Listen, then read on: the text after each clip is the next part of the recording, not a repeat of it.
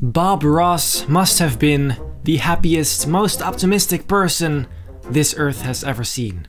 From his hair to his happy little stuff, he beat the devil out of it. So today I am going to do a Bob Ross tutorial in Photoshop.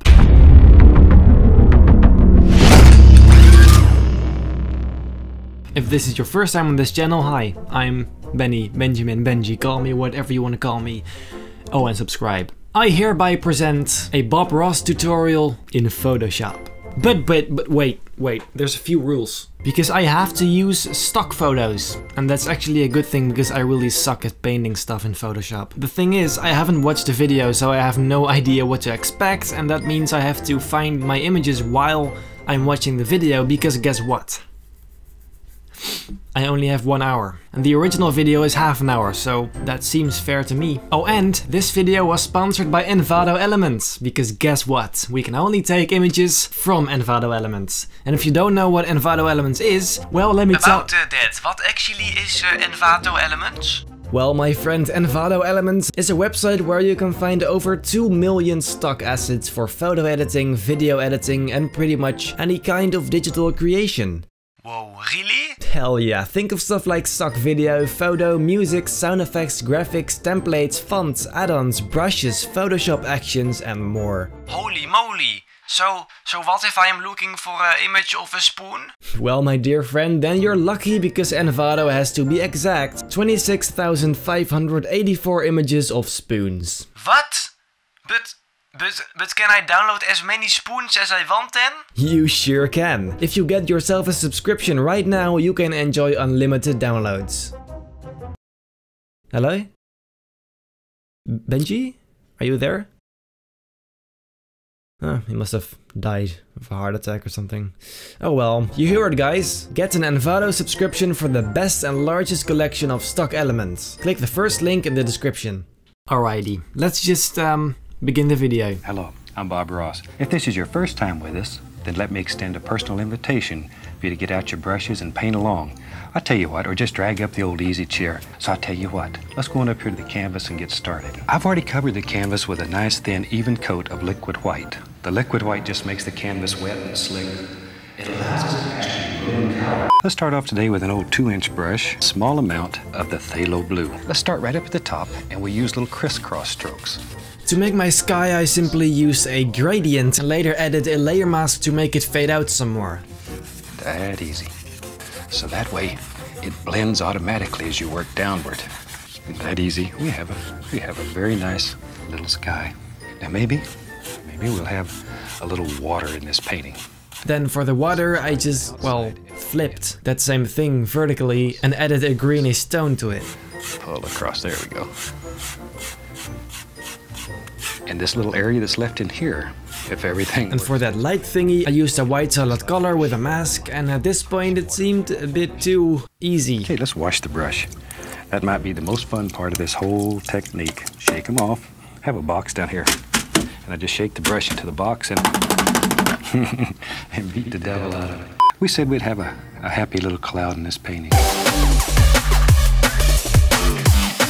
Then he started adding clouds and the stress started kicking in. And just make little circles. Just happy little circles. Little tiny circles. I couldn't find clouds similar to his, so I just picked a random cloud image and tried to put those in my sky. And it looked okay. It just wasn't anywhere near Bob's painting. You can do anything that you want to do. Let's build us a little mountain today. What the heck? Now then.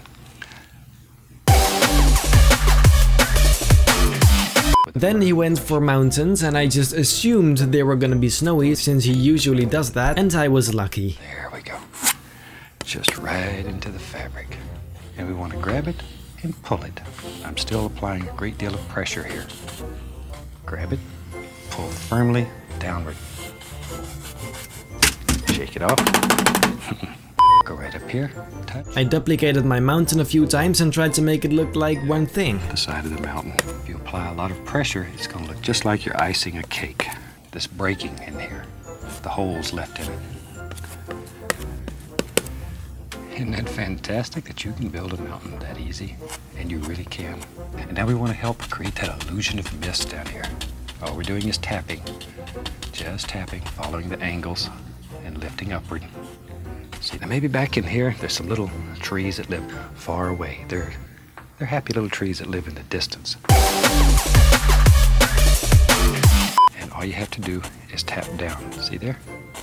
Luckily for those trees, I found a reasonably usable image and scaled, transformed and warped it to get it to look alrighty.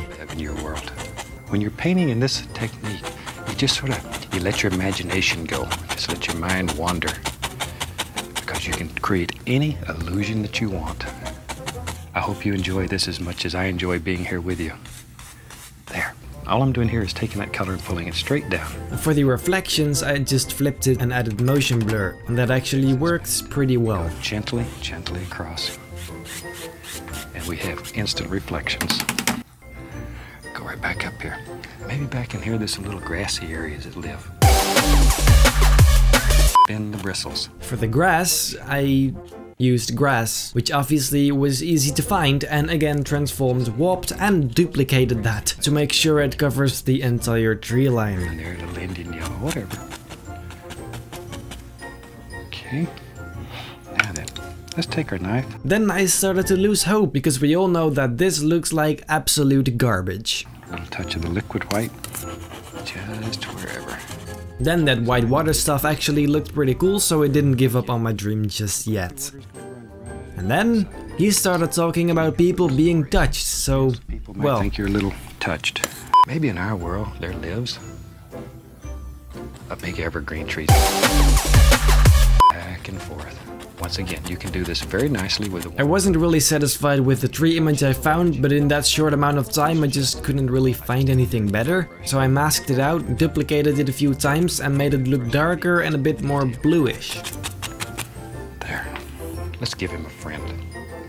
You know me, if you've painted with me before, I think everything needs a friend. Even the trees and the bushes. Let's get serious. Let's take the old 2-inch brush and go right through that same color. Take with the rounded corner up, give it a little push. Grass indications and bush indications it makes. Yeah, for that I just started throwing in some bushes all over the place to fill up that lower space, and I mean, it's not that bad, is it? See there? Think about each individual bush. Now then, I'm just going to just use a corner of the brush and put in the indication here and there of some highlights. For the highlights I just used an exposure adjustment layer, nothing new there. Looked a bit cracky, but well, I mean, right? Maybe we want the indication here and there of some sticks and twigs. Let's scrape right through the paint. Now I did want to stay true to Bob's process at least a little, so for those sticks and twigs I used bevel and emboss and then decreased that layer's fill to 0%, because then you only see the applied layer styles, which is crazy, and that worked. Put some highlights in here, give a little push. Gentle, it does not take a hard hit. Then some more highlights, same as before. With a nice thin paint. One at a time. There they come. There they are. I'm going to pick up some Indian yellow, the bright red, and we can put a bush out here that has little red flowers on it. See there? That easy. You can do anything out here. Anything. I tell you what. So let's build us a little path and go right up here. You have to make a big decision now. Maybe it comes right around. And all I'm doing is just applying some brown paint. My path looked absolutely pathetic at first.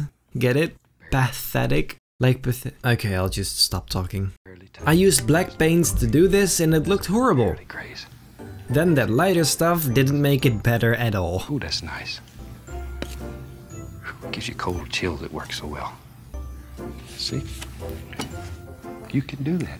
Bring some of those bushes right over it. Okay, now then let's go to the other side of the path. There's a happy little tree that lives right here. And he hangs out right over the path. He just lives here and sort of hangs out. See, now that path disappears back here in the bushes. And he's got a friend. Lives here. And just go around. Later I just replaced it with a real path because it really started to annoy me at this point. That helps show distance in your painting. Let's go right up here, just a little stick here, and you could put a few of these in where... Then I made that little stick with just black paint, and well, I guess that's pretty much it. I added a quick camera raw filter to try and match the colors with the original as good as I could, and there we are. And I think I'll sign this painting. are. I think we'll call this painting finished. And from all of us here, I really hope you've enjoyed it. So happy painting, and God bless. I'll see you next time. Beautiful. So at the start I had little faith because, well, I feel like if you were to show this to some random person and you would ask what it's based on, they would definitely say Bob Ross. But that's probably because there's mountains and trees. Well, I think I did pretty well for my first time. And then it's time for my favorite Instagram post on #BennyReview. This week it's by Ashik. I'm sorry if I pronounced that wrong. This is really cool to me. It's really stylized and just solid. It's pretty. It looks nice. Period. Wanna see your edits on my favorite Instagram post? All you gotta do is tag #BennyReview in your next post. Anyway, thanks again to Envato for sponsoring this video. Get a subscription today, it's really freaking awesome. Top link in the description, bye. So if you like this video, make sure to leave a like and a comment. And if you enjoy my overall content, feel very free to subscribe. It would mean the world to me. And actually I mean that. It would mean a lot to me if you subscribe because it just tells me keep creating. And I hope I'll see you in my next video.